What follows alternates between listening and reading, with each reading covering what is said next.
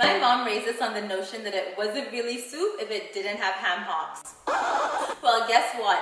We ain't eating ham hocks no more, but we are eating soup that's so delicious that you won't even realize what it doesn't have because you'll be too focused on all the healthy goodies that it does have.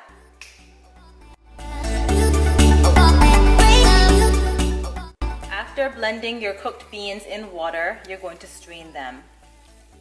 Then put in all of your vegetables. Add your seasonings, stir, and let cook. Look how beautiful and succulent these vegetables are.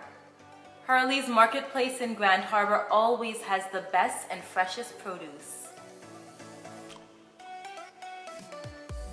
Now this is a delicious soup. It has everything. Check out my website, liveandlavidalidka.com for the full recipe.